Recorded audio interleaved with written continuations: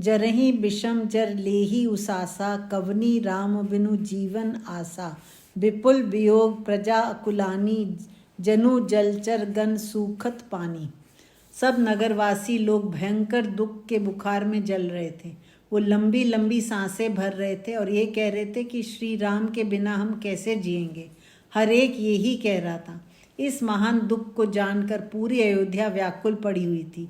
जैसे कि तालाबों का पानी भयंकर गर्मी में सूखने लगता है, तब उसमें रहने वाले जीव किस तरह से घबराना शुरू कर देते हैं। अयोध्या का जल तो श्री राम है और हम जल में रहने वाले जीव हैं, उनके बिना कैसे जिएंगे। अति विषाद बस लोग लगाई, गए माँ तुपहि राम गोसाई। मुख प्रसन्न चित चौगुन चारू, मिटा सोचु जनि राखे रारू। सब नर नारी बहुत गहरे दुख में घिरे हुए थे। श्री रामचंद्र जी अपनी माता के पास पहुँचे। उनकी माता का मुख बहुत प्रसन्न था और तब चौगुना उत्साह से भरा हुआ था। श्री राम की वो सोच और चिंता कि हम तो 4 भाई हैं और सिर्फ मेरा ही क्यों राज तिलक हो रहा है, वो अब मिट गई थी। राम जी अपनी माँ से कहते हैं कि मेरे पिता ने मुझ पर बहुत उपकार किया, मुझे इस चिंता से मुक्त कर दिया।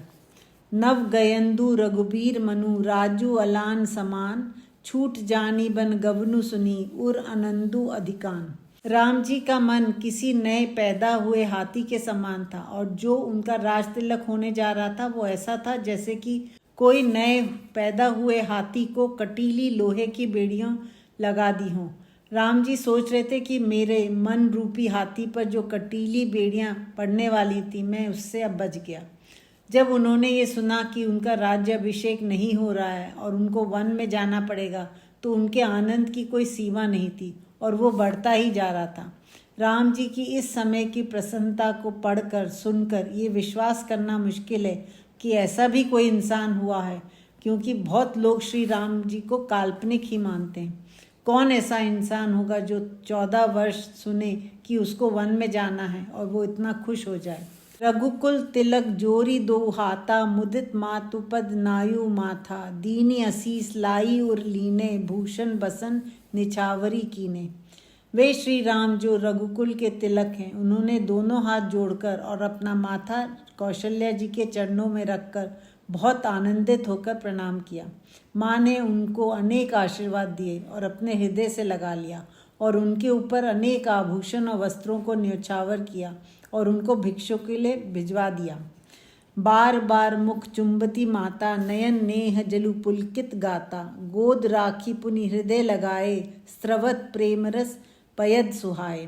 कौशल्या जी अति प्रसन्न थी और वो बार बार राम जी की बलैयाँ ले रही थी और उनका माथा चूम रही थी। उनकी आंखों से प्रेम के आंसू बह रहे थे और उनका पूरा शरीर पुलकित हो रहा था।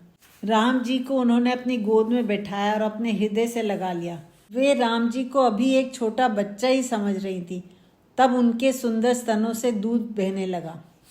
प्रेम प्रमोदु न कछु कही जाई, रंक धनद पदबी जनु पाई। सादर सुंदर बदनु निहारी, बोली मधुर बचन महतारी। कौशल्या जी का जो प्रेम और अति आनंद था, उसको कहा नहीं जा सकता। वह अलौकिक था। वह ऐसा था जैसे कि कोई भिखारी को राजा का पद मिल गया हो, कुबेर का खजाना मिल गया हो। कौशल्या जी ने बहुत आदर के साथ राम जी को निहारा और फिर वो मधुर वाणी में बोली, कहू तात जननी बलिहारी, कबही लगन मुद मंगलकारी। सुकृत सील सुख सीव सुहाई, जन्म लाभ कई अवधि अगाई। हे पुत्र, हे तात, तुम्हारे ऊपर तुम्हारी ये माता बलिहारी जाती है।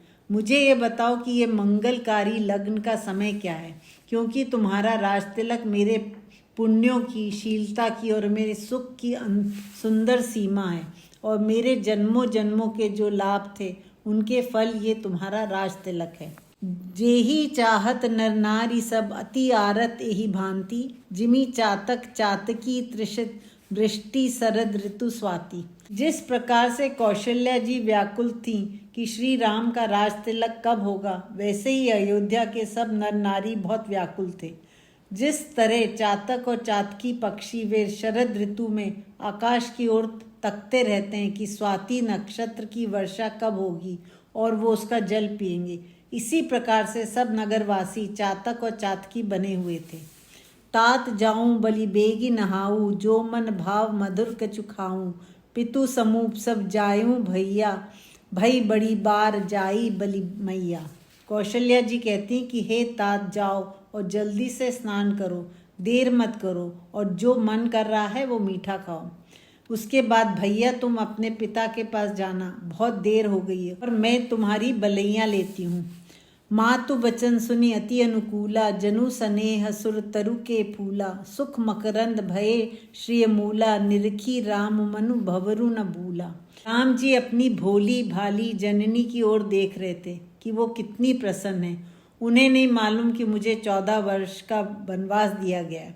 वो सोचते हैं कि मेरी ये बात सुनकर उनका ये आनंद, ये रस, ये सुख, ये उत्सव सब जाता रहेगा। राम जी ने अपनी माँ के अति अनुकूल वचन सुने। वो ऐसे थे जैसे कोई कल्प वृक्ष से फूल झड़ रहे हों। उन फूलों में सुख का पुष्प रस भरा हुआ था, जो श्री के फलों से लदा हुआ था। ऐसे प्यारे फूलों को देखकर भी राम जी का मन रूपी भंवरा उन पर नहीं डोला। राम जी का मन ने ऐसा नहीं कहा कि माँ कितनी आनंदित है, चलो छोड़ो, हम वन में जाने से इनकार कर देते हैं। धर्म धुरीन धर्म गति जानी, कहियु मातुसन अति मृदुवानी। पिता दीन मोही कानन राजू, जह सब भांति मोर बड़ काजू। इसलिए नहीं डोला क्योंकि राम जी धर्म की धुरी हैं, मतलब जैसे पहिए का मध्य भाग होता है और पहिया उस पर घूमता है, ऐसे ही उन पर ही धर्म टिका है।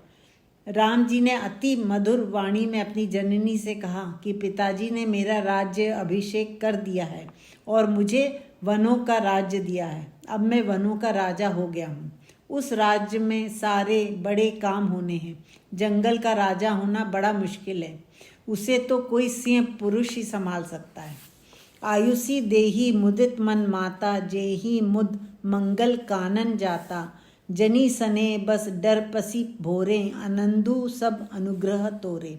वो कहते हैं कि हे माता, मुझे प्रसन्न मन से आज्ञा दो, दुखी मन से नहीं देना, जिससे मेरे वनवास की यात्रा मंगलमय हो। मेरे प्रेम में पढ़कर ये समाचार सुनकर डरना नहीं। हे अम्बा, तुम्हारे आशीर्वाद से मेरा वन में मंगल ही मंगल होगा, आनंद ही आनंद होगा। बरस 4-10 बिपिन बसी, करी पितु बचन प्रमाण। आई पाए पुनि देखहूँ मनु, जनी करसी मलान। हे माँ, बस 14 वर्ष की तो बात है और पिता के वचनों को मुझे सत्य साबित करना है। कोई मेरे पिता को झूठा नहीं कह दे, उसी बात को सिद्ध करने के लिए मुझे वन जाना है। और अब इस संसार में 100% वादे करके सब मुकर जाते हैं और यहाँ उनके पिता झूठे नहीं पड़ जाएं, उसके लिए वो वन जाने को तैयार हो गए, जबकि उन्होंने कोई वादा नहीं किया था। दशरथ जी ने राम जी से कहा भी नहीं था कि तुम मेरा वचन निभाओ, और राम जी उनके धर्म संकट को समझकर खुद वन जाने के लिए तैयार हो जाते हैं। ऐसे थे राम जी, इसलिए कहा जाता है रघुकुल रीत सदा चली जाई, प्राण जाए पर वचन न जाए। राम जी कहते हैं कि तू मलाल मत कर, मैं लौटूंगा और आकर तेरे श्री चरणों के दर्शन करूंगा। बचन बिनीत मधुर रघुबर के, सर सम लगे मातु उर करके। सहमी सूखी सुनी शीतली बानी, जिमी जवास परे पावस पानी। राम ने जो वचन कहे थे वो बहुत मधुर थे, पर कौशल्या जी के हृदय पे वो तीर के समान जाकर लगे। वो घायल हो गई। राम जी की वाणी सुनकर वो भी सूख गई। वो ऐसे सूख गई जैसे जवासा पर पानी गिरे तो वो सूख जाता है। जवासा एक कांटेदार आयुर्वेदिक जड़ी बूटी का पौधा होता है जो सूखी और रेतीली मिट्टी में उगता है। राम जी के शब्दों की अमृत वर्षा ने उन्हें सुखा दिया। कही न जाई कछु हृदय विषादु, मनहु मृगी सुनी केहरी नादू। नयन सजल तन थर थर कांपी, माजही खाई मीन जनु मापी। कौशल्या जी के हृदय में इतना गहरा दुख हुआ कि उनसे कुछ कहते ही नहीं बना। वो सदमे में आ गई। वो उस हिरनी के समान हो गई जिसने आसपास कोई शेर की आवाज़ सुन ली हो और सुनने के बाद हिरनी का कलेजा जैसे कांप उठा हो। राम जी के वचन सुनकर कौशल्या जी की ऐसी स्थिति हो गई थी।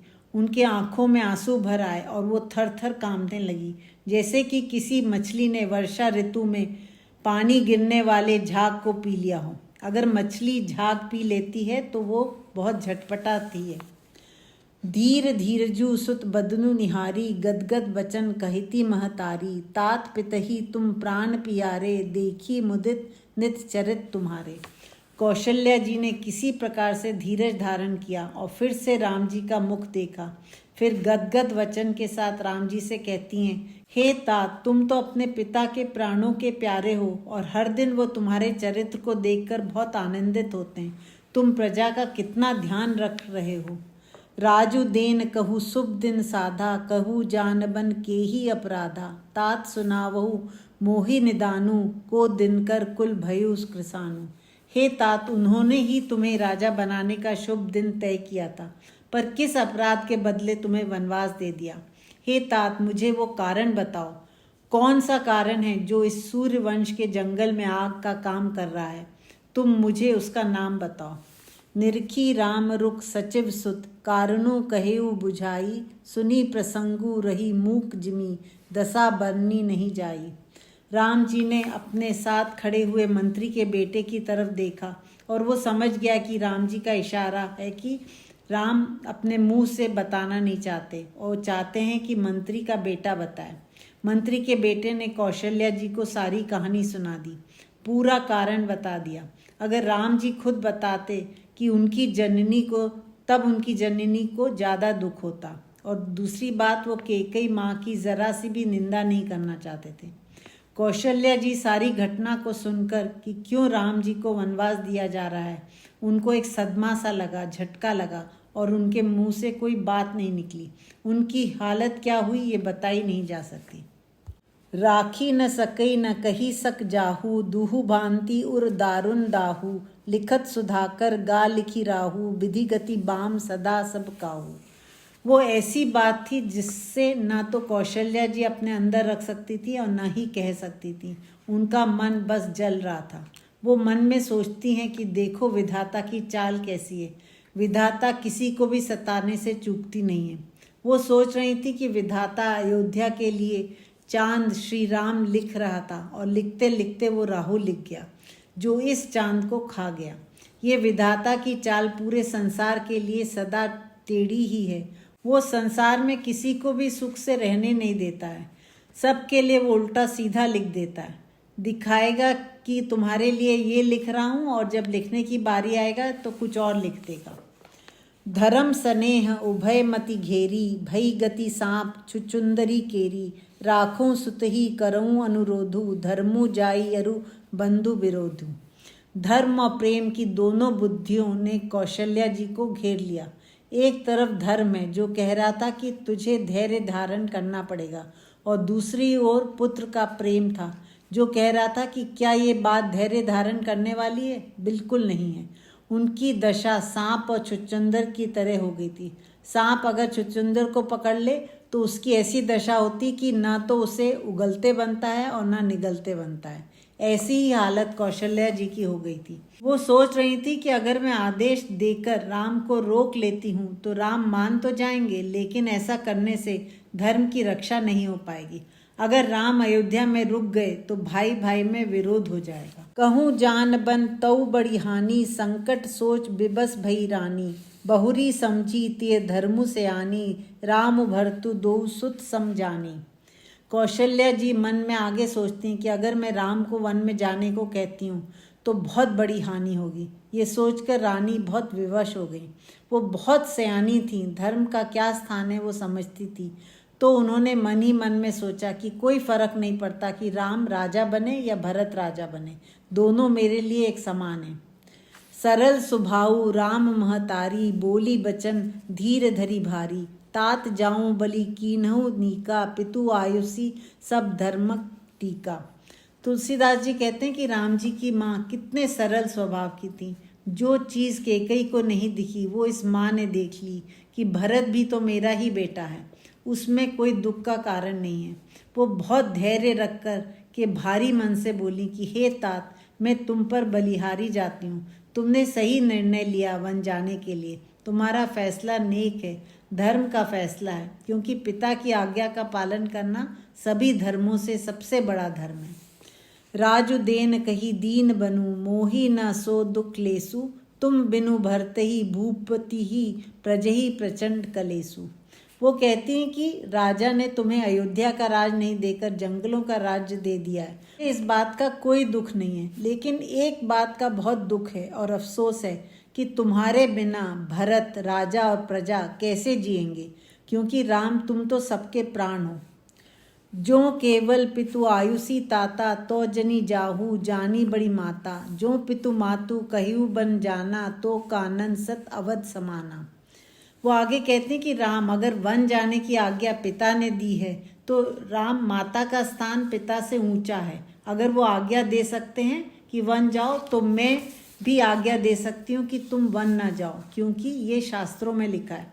परंतु एक बात मैंने यहाँ देखी है कि अगर माता पिता दोनों ने तुम्हें वन जाने की आज्ञा दी है तो ये तुम्हारा वनवास सैकड़ों अयोध्या से बहुत ऊंचा है। वहाँ रहोगे तो एक अयोध्या का राज मिलेगा और वनवास में जाओगे तो सैकड़ों अयोध्याओं का पुण्य तुमको मिलेगा। यहाँ माता मतलब केकई है। पितु बन देव मातु बन देवी, खग मृग चरण सरोरुह सेवी, अंतहु उचित नृपहि बन बासु, भय बिलोकी हिय होई हरासु। आगे वो कहती कि वन के जितने भी देवता होंगे वे तुम्हारे पिता होंगे और जितनी भी वन देवियां होंगी वो तुम्हारी माताएं होंगी। वहाँ तुम्हारे सेवक वन के पशु पक्षी वो तुम्हारे चरणों की सेवा करेंगे। वो आगे कहते कि राम सच बात तो ये है कि तुम्हें तो वन जाना ही जाना है, ये तुम्हारा भाग्य है, इस बात को तुम जान लो। मनुष्य जीवन को 4 भागों में बांटा गया है। पहला होता है ब्रह्मचर्य आश्रम जो कि 25 वर्ष तक होता है।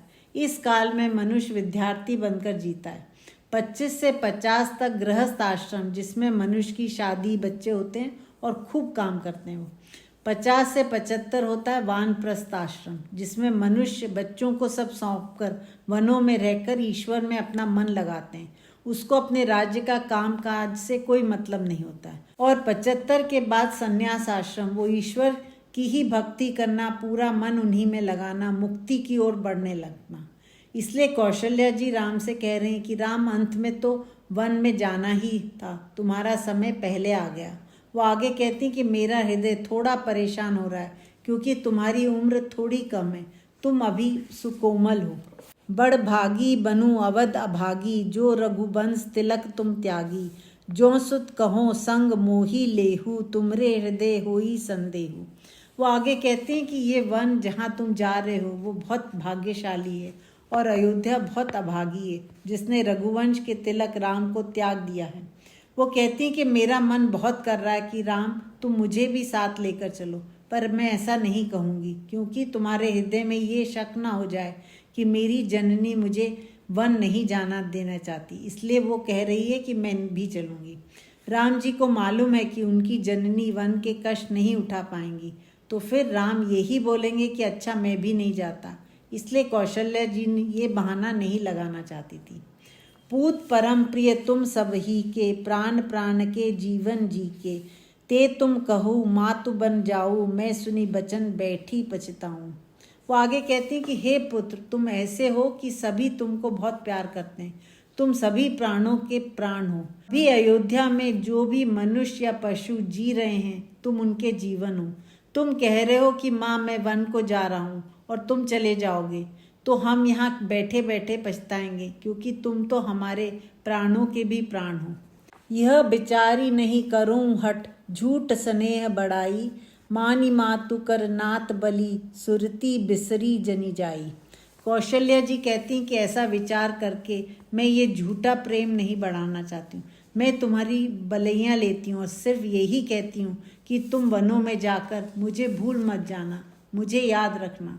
ये याद रखना कि अयोध्या में तुम्हारी जननी तुम्हारी प्रतीक्षा कर रही है और तुमने जो भी कहा है कि माँ मैं लौट कर आऊँगा और तुम्हारे चरणों में प्रणाम करूँगा, तो तुम ये बात याद रखना।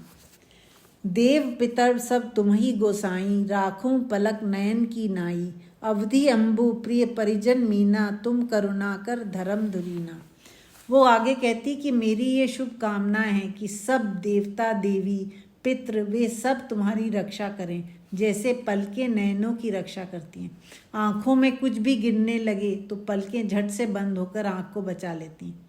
वो आगे कहती हैं कि तुम जो 14 वर्ष वन में जा रहे हो वो जल के समान है और हम सब लोग मछली के समान हैं। और तुम करुणा के धाम हो, धर्म की धुरी हो, तो तुम ये बात याद रखना कि समय जो जल के समान है वो अगर खत्म हो गया और तुम ना आए तो हम जीवित नहीं रहेंगे। अस बिचारी सोई करहूँ उपाई, सबही जियत जेही भेटूँ आई। जाहू सुखेन बनही बलि जाऊँ, करी अनाथ जन परिजन गाऊँ। इसलिए तुम हर प्रकार से ये उपाय करना कि सबके जीते जी तुम लौट आओ। ये अयोध्यावासी 14 वर्ष तक इसलिए शरीर धारण करते रहेंगे कि वे तुम्हें अयोध्या लौटते हुए देखना चाहते हैं। ये बात तुम भूल न जाना। जाओ, तुम पर मैं बलिहारी जाती हूँ। वनवासियों को सुखी करो, परिवार वालों को और अयोध्या वासियों को सबको अनाथ करके तुम जाओ। सब कर आजू सुकृत फल बीता, भयु कराल कालू विपरीता। बहुविधि बिलपी चरण लपटानी, परम अभागिनी आपो ही जानी। वो आगे कहती कि तुम्हारा वन जाना ऐसा है जैसे कि मेरे सारे पुण्य नष्ट हो गए और तभी यह कठोर काल उल्टा पड़ गया है। पुण्यों के होते हुए विधाता दूर दूर तक रहता है, जैसे ही पुण्य समाप्त होते हैं विधाता उल्टा चक्कर चला देता है। ऐसा कहकर कौशल्या जी राम जी के चरणों में लिपट गई और बहुत रोने लगी। उनकी सहनशीलता का बांध टूट गया था। वो अपने आप को परम अभागिनी जान रही थी और रोती जा रही थी। दारुण दूसर दाहूर व्यापा, बरनी न जाही बिलाप कलापा। राम उठाई मातु उर लाई, कही मृदु बचन पहुरी समझाई। उनके हृदय में भयानक दुख उठ गया था जिसके कारण वो जल रही थी। तुलसीदास जी कहते हैं कि उनका तड़पना, दुख का मैं कैसे वर्णन करूं, नहीं कर सकता। कैसे बताऊं उस माँ की पीड़ा जिसको मैं समझ ही नहीं पा रहा हूँ। राम जी ने रोती तड़पती अपनी माँ को देखा, उनको उठाया और अपने हृदय से लगा लिया। फिर उनको मधुर वचनों से बहुत बहुत तरह से समझाया। समाचार ते ही समय सुनी, सिए उठी अकुलाई। जाई सासू पद कमल जुग, बंदी बैठी सिरुनाई। सीता जी तक ये समाचार पहुंच गया। वो बहुत तड़प उठी, व्याकुल हो गई और दौड़ी दौड़ी अपनी सास के पास आई। यहाँ आकर देखा कि राम जी अपनी माँ के सामने खड़े हुए थे। तब सीता जी कौशल्या जी के चरण कमलों में पड़ गई, उनकी वंदना की और उनके चरणों में ही सिर नीचा करके बैठ गई। दीनी असी सासु मृदुबानी, अति सुकुमारी देखी अकुलानी। बैठी नमित सुख सोचती सीता, रूप राशिपति प्रेम पुनीता। कौशल्या जी ने अपने आप को संभाला और मधुर वाणी में सीता जी को आशीर्वाद दिया। उन्होंने देखा कि सीता कितनी सुकुमारी है और ये सोचकर कि उसकी क्या दशा होगी, कौशल्या जी बहुत व्याकुल हो गई। वो अपना दुख भूल गई।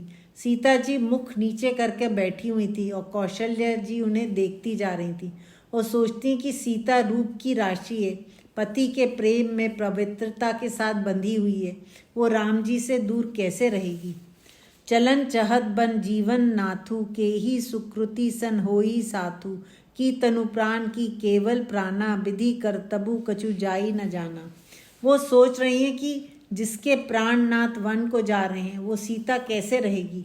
सीता जी सब सोच रही थी कि मेरा कौन सा पुण्य जाग जाए और मेरा राम जी का साथ हो जाए, मैं साथ वन को चली जाऊं। वो सोच रही थी कोई नहीं जान सकता कि विधाता के मन में क्या है, वो क्या करेगा। क्या मेरे प्राणों को वन में भेज देगा और मेरा शरीर यहीं रह जाएगा, या शरीर और प्राण दोनों वन में जाएंगे। मतलब मैं यहाँ रह जाऊंगी और राम जी वन में चले जाएंगे, या वो मुझे भी साथ लेकर जाएंगे। दाता क्या करेगा क्या नहीं करेगा उनके मन में था। चारु चरण नख लेखती धरनी, नुपुर मुखर मधुर कवि बरनी। मनहु प्रेम बस बिनती करही, हम ही सिय पद जनी परिहरही। सीता जी अपने पैरों के नाखून से धरती को कुरेद रही थी। वो इतनी गहरी सोच में थी कि कुछ बोल नहीं रही थी। ऐसे करने पर उनके पायल के घुंघरू बज रहे थे, जैसे कि वो बोल रहे हों, विनती कर रहे हों कि सीता जी से कि तुम हमारा त्याग मत कर देना, हमें उतार मत देना।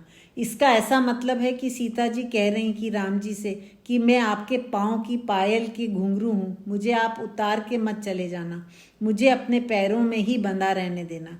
तुम जैसे जैसे चलोगे वैसे वैसे मैं तुम्हारे साथ घुंघरू बनकर गीत गाते हुए चलूंगी।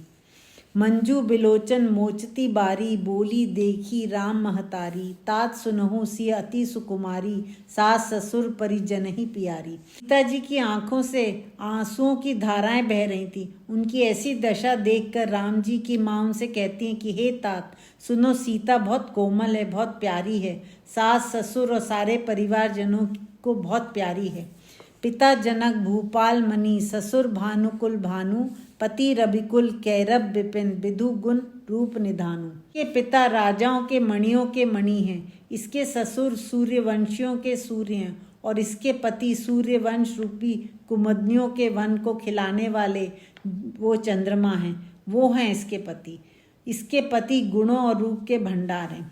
मैं पुनि पुत्र बधु प्रिय पाई, रूप राशि गुण शील सुहाई, नयन पुत्री करी प्रीति बढ़ाई, राखूं प्राण जानकी ही लाई। वो आगे कहती हैं कि मैंने ऐसी पुत्र वधु पाई है जो कि रूप गुण शीलता सबका भंडार है।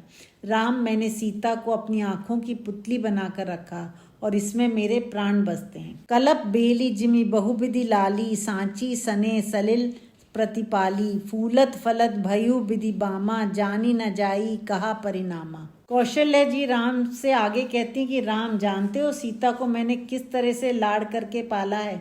इसको मैंने अपनी कल्प बेल समझा और बहुत लाड़ लड़ाए। इसको मैंने अपने प्रेम के जल से सींचा है। अब इस बेल में फूल फलने का समय आया था और विधाता विपरीत हो गया, जैसे उसने बिजली गिरा दी। मुझे कुछ समझ में नहीं आ रहा कि आगे क्या होगा। पलंग पीठ तजी गोद हिंडोरा, सियन दीन पगु अवनी कठोरा, जियन मूरी जिमी जोगवत रहूं, दीप बाती नहीं टारन कहूं।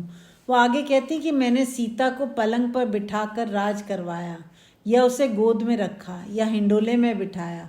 इतने नाजों से मैंने सीता को संभाल कर रखा है। मैंने सीता के पैरों को कठोर भूमि पर रखने ही नहीं दिया। मैंने सीता की ऐसे रखवाली की जैसे कि कोई संजीवनी बूटी की रखवाली करता है, और कभी भी इसके आगे से दिया और बाती हटने नहीं दिया। मतलब इसके जीवन में किसी भी प्रकार का कोई अंधेरा नहीं आने दिया। सोई सिए चलन चहती बन साथा, आयुषी का होई रघुनाथा, चंद किरण रस रसिक चकोरी, रवि रुख नयन सकई की मिजोरी। वो आगे कहते हैं कि वो ही सीता अब तुम्हारे साथ वन जाना चाहती है। सीता जी ने अभी तक कुछ नहीं कहा था, पर उनके भाव ने, उनके मौन ने सब कुछ कह डाला था। कौशल्य जी सब पढ़ लिया था। बताओ राम, तुम क्या कहोगे सीता को, तुम्हारा क्या आदेश है। मगर आज्ञा देने से पहले एक बात याद रखना कि सीता चकोरी है और तुम चंद्रमा हो। चकोरी तो चंद्रमा की चांदनी का रस, वो अमृत ही पीती है। तुम चले जाओगे तो चकोरी की क्या हालत होगी, तुम सोच लो राम। जब चंद्रमा चला जाएगा तब अयोध्या में सिर्फ तपता हुआ और दहकता हुआ सूरज ही रह जाएगा, और सीता को वो जलती हुई अयोध्या ही दिखेगी। वो इस दहकते हुए सूरज से कैसे आंख मिला पाएगी, ये तुम्हारे बिना नहीं रह पाएगी। करी के हरी निशिचर चरही, दुष्ट जंतु बन भूरी, विष बाटिका की सोह सुभग संजीवनी मूरी। कौशल्या जी कहते हैं कि जिन वनों में ये तुम्हारे साथ जाएगी, उन वनों में हाथी हैं, शेर हैं, राक्षस हैं, और वो वन जंगली जानवरों से भरा हुआ है। हे पुत्र, उस जंगल में तो विष का बगीचा है। वहाँ जहरीले पौधे हैं, कटीली झाड़ियाँ हैं, हर तरफ जहर ही जहर है, और उस वन में सीता जैसी संजीवनी बूटी कैसे रह पाएगी। बन हित कोल की रात किशोरी, रची बिरंची विषय सुख भोरी, पाहन कृमि जिमी कठिन सुभाऊ, तिन्ही कलेसु न कानन काऊ। वो आगे कहते हैं कि जंगल तो आदिवासी कन्याओं, कोल और भील जाति वालों, उनके लिए है। विधाता ने उनके घर वहाँ बनाए हैं। महलों का, शहरों का सुख उन्हें नहीं पता, और वो ही वनों में रह सकती हैं। जो पत्थर के ऊपर चलने वाला कीड़ा होता है, उसे जंगल में कोई फर्क नहीं पड़ता। उसकी मुश्किलें उसको नहीं सताती, क्योंकि वो सर्दी, गर्मी, बरसात हर चीज़ को सहन कर लेता है। उनको जंगलों में कोई कष्ट या दुख नहीं होता है। कौशल्या राम जी को समझा रही हैं कि वन सीता जी के लिए नहीं बने हैं, नहीं तो विधाता उसको वनवासी कन्या बनाकर वन में ही पैदा करते।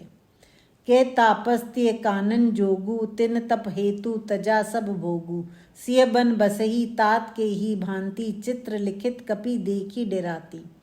वो आगे कहते हैं कि जंगल उन स्त्रियों के लिए होता है जो तपस्वी होती हैं, ऋषि मुनियों की स्त्रियां, तब वो वन उनका घर है। उनको उस जीवन की आदत होती है। उन्होंने तपस्या के लिए सब दुख भोग त्याग दिया है और वो अपने पति के साथ वहाँ रहती हैं। हे पुत्र, तुम मुझे बताओ कि सीता किस प्रकार से उन वनों में रहेगी। वहाँ इतने भयानक पशु हैं, उनकी भयंकर आवाज़ें हैं, और सीता तो ऐसी है कि उसे बंदर का चित्र भी दिखा दो तो वो डर जाती है। तो वो कैसे रहेगी। हर तरह से माँ कौशल्या राम जी को बता रही थी कि अगर सीता वन में नहीं जाएगी तो उनके मन की क्या स्थिति होगी, और अगर जाती है तो उसके लिए कितना मुश्किल जीवन होगा। सुरसर सुभग बनज बन जारी, डाबर जोगू की हंस कुमारी, अस बिचारी जस आयुषी होई, मैं सिक देऊं जानक ही सोई। वो आगे कहती कि सीता देवताओं की झील में रहने वाली हंसनी है, और वो डबरा में कैसे रह पाएगी। जंगलों में जो गड्ढों में जो बरसात का पानी इकट्ठा हो जाता है और फिर वो ठहरा हुआ पानी सड़ने लगता है, उस पानी को डबरा कहते हैं। इन सब बातों का विचार करने के बाद जो तुम मुझे आज्ञा दोगे राम, मैं उसी के अनुसार सीता को समझाऊंगी। जो सिय भवन रहे कह अम्बा, मोही कह होई बहुत अवलंबा, सुनी रघुबीर मातु प्रिय बानी, सील सने सुधा जनुसानी। वो कहती हैं कि अगर सीता अयोध्या में रहती है, तुम्हारे साथ वन में नहीं जाती, तो मुझे बहुत सहारा हो जाएगा, मेरी हिम्मत बनी रहेगी और ये ज़्यादा भरोसा भी रहेगा कि तुम लौट के आओगे ही आओगे। श्री राम जी ने माँ की प्रिय वाणी सुनी, जो शीलता, मधुर और प्रेम से भरी हुई थी और जो सीता का दुख देख पा रही थी।